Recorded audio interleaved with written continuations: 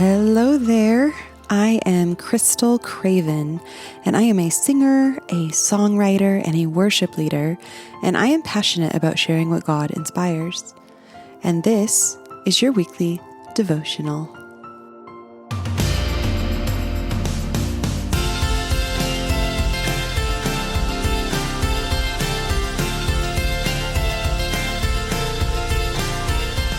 Alrighty, well, let's go ahead and read. We're going to read a little chunk of scripture here because it's about Zacchaeus.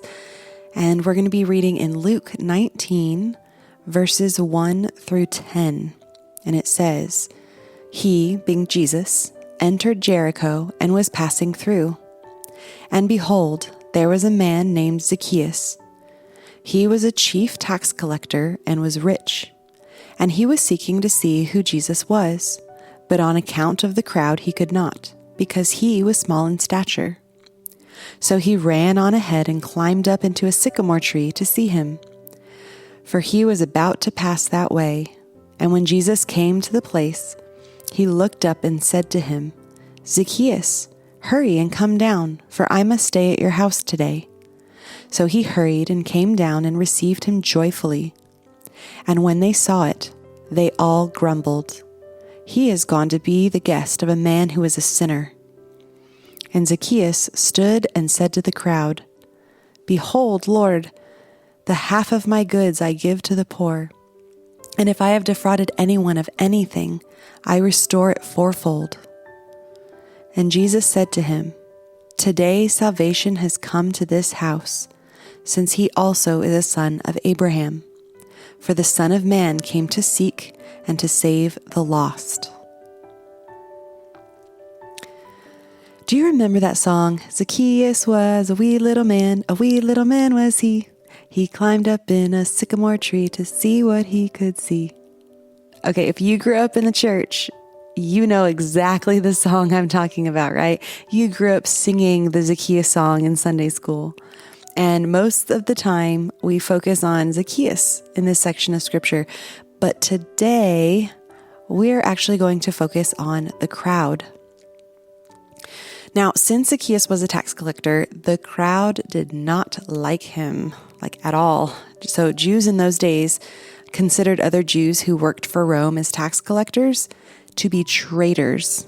And pretty much they just considered them all around awful human beings. But what's interesting is how they responded to Jesus telling Zacchaeus that he must stay at his house, and then seeing Zacchaeus come down and receive Jesus joyfully, they all grumbled. Now, Jesus only ever did what he heard from the Father, right? So we know that it was the Father's will that Jesus go to Jericho and have this divinely appointed engagement with Zacchaeus. And yet, did no one wonder at all at the fact that Jesus knew Zacchaeus' name as he called to him to come down from the sycamore tree? Jesus had literally called him by name and invited himself to Zacchaeus' house, and the people grumbled over it because of their view that Zacchaeus was a sinner. Now, Jesus very well knew that Zacchaeus was a sinner, right? As a son of man who came to seek and save the lost, it was people like Zacchaeus whom he was seeking. So why did the crowd see it this way? So two things. The people failed to see these two important things. One, they failed to see how Jesus viewed Zacchaeus, which was a man who was lost that he was seeking to save. And two, they failed to see how Jesus viewed them, which are people who were lost, therefore sinners, of whom he came to seek and save. If they hadn't failed to see themselves as sinners, then they may not have failed to see how Jesus saw Zacchaeus and may have even rejoiced that Jesus had called him and come into his home to bring salvation there. But what about in today's world, where Jesus isn't here in person? So as ambassadors for Christ, we should have a heart for people the way that God does, right? But if we fail to see ourselves in the proper light, then we're going to fail to see others the way that God sees them. Now, even with failing to see how Jesus viewed Zacchaeus and how Jesus viewed them, why would the crowd grumble at what Jesus did? I mean, they were all there to see Jesus, but it was only Zacchaeus whom Jesus called out to in that moment. So it would seem as though the real reason for grumbling wasn't all based on the fact that Zacchaeus was a sinner, because we're all sinners. But it would seem that the fact that they weren't called upon to host Jesus that day was the real reason for the grumbling. Now, jealousy, or at its foundation really is just covetousness, can cause a lot of grumbling in a heart who isn't happy with where it's at. Because it causes a person to look outward for the inward satisfaction that the soul longs for. And jealousy or covetousness can poison the well of contentedness with a desire or a longing for what other people have, even to the point of justifying to ourselves that the other person is somehow a worse sinner than we are. But that isn't what Jesus desires for us. And as Zacchaeus had heard these grumblings in the crowd, he turned to Jesus with his changed heart and explains how he's going to give away goods to the poor and restore whatever he's defrauded with interest, right? Because he said fourfold. But it makes me wonder if the crowd heard this and then continued in their grumbling, maybe even doubting Zacchaeus' motives or thinking he was just trying to justify himself as a sinner. And it didn't actually matter what the crowd thought or grumbled about, though, because Jesus knew the truth. Now, Jesus responded with, "Today salvation has come to this house, since he also is a son of Abraham, for the Son of Man came to seek and save the lost." Now, Jesus addressed the grumbling and the very hearts of the crowd in his response.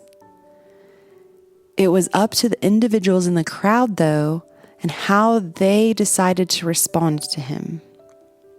And we don't know how the people responded to Jesus because Scripture just simply doesn't tell us. But we are all responsible for how we respond to Jesus. How do you respond when others maybe get opportunities that you want? How do you respond to Jesus when what you think or feel conflicts with what he says? Jealousy and grumbling, those are easy, even natural, right? Just because we're sinful. But that's not what we're called to. Can you be happy for people as you see God working in their life and using them for his glory?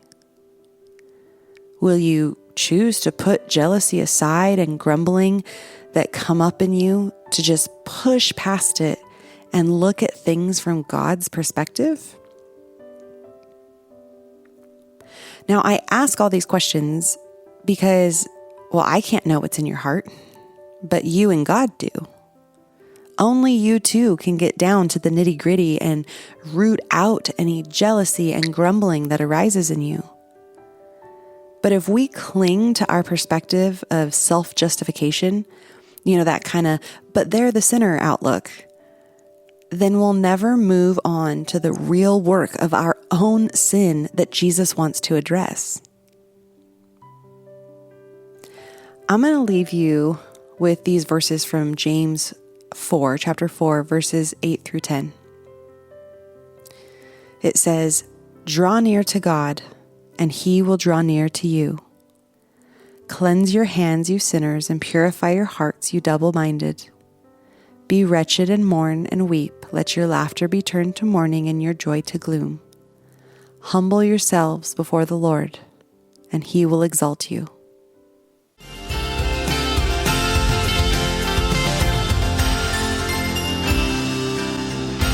For blogs, written devotionals, and originally written songs, visit crystalcravenmusic.com. and that is Crystal with a K and Craven with a C.